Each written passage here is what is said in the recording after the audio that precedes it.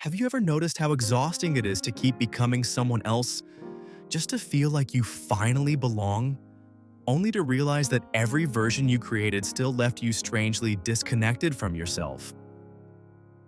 You probably don't remember exactly when it started because it rarely begins with one dramatic moment.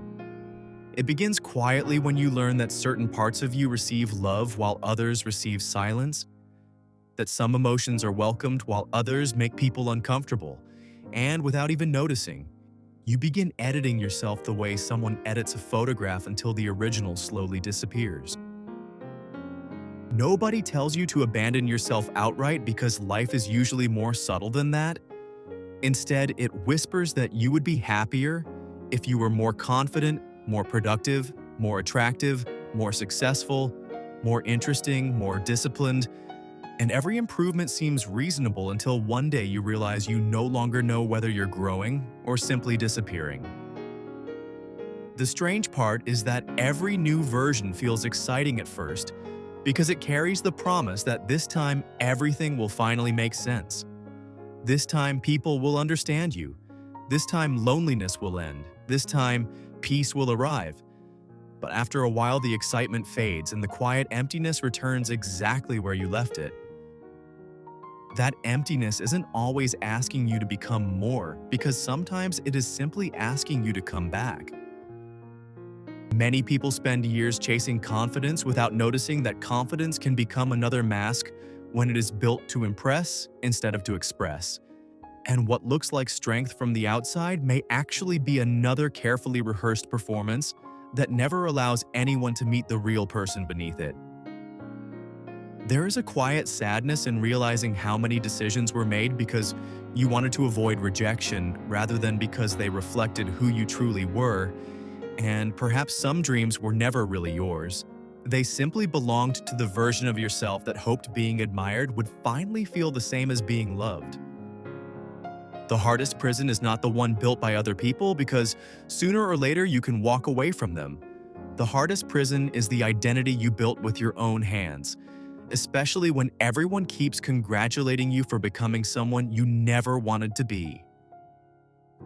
Sometimes success feels strangely empty for exactly this reason, because achievement cannot comfort a person who secretly believes they had to disappear in order to deserve it. There comes a moment when you stop asking whether people like you and begin asking a far more uncomfortable question. Would they still recognize me if I stopped performing the version of myself they have learned to expect?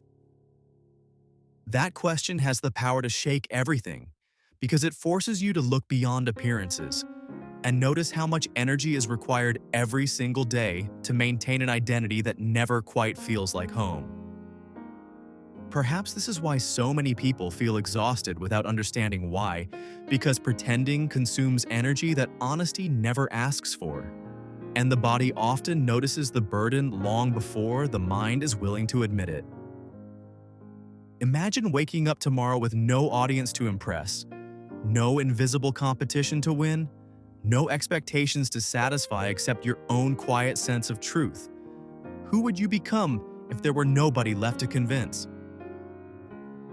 The answer may surprise you, because beneath all the layers there is often someone much simpler than the person you have been trying so hard to become. Someone who laughs more easily, rests without guilt, speaks more honestly, and no longer measures every decision against the possibility of being accepted. Returning to yourself does not mean rejecting growth, because growth is beautiful when it emerges naturally from who you already are. But endless self-improvement can quietly become another way of saying that the person you are today is never enough.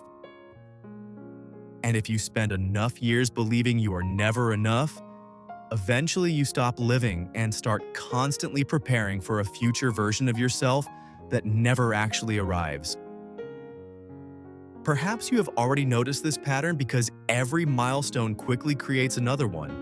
Every goal immediately produces another expectation, and satisfaction remains somewhere just beyond the next achievement, always visible but never reachable. What if peace was never waiting at the end of that road because peace was quietly waiting at the place where you first decided you needed to become someone else. This does not mean giving up on your dreams or lowering your ambitions, because dreams can still guide your life, but they should grow from your authentic self instead of replacing it. Otherwise, every success asks you to pay with another small piece of your identity. There is incredible freedom in admitting that you no longer want to spend your entire life auditioning for a role that was never written for you in the first place. People may misunderstand you when you become more authentic, because they often feel comfortable with the version that required the least honesty. But misunderstanding is usually far less painful than spending another decade misunderstood by yourself. Little by little, you begin noticing something unexpected, because the more genuine you become, the less exhausting life feels. Not because every problem disappears, but because you are finally carrying only one person instead of constantly carrying the weight of several different identities. Maybe the person you have been searching for was never waiting somewhere in the future, because maybe that person has been patiently waiting underneath every mask you created, quietly hoping that one day you would stop asking who you should become and gently remember who you have always been. And perhaps the greatest transformation is not becoming someone new at all, but finally giving yourself permission to stop becoming someone else.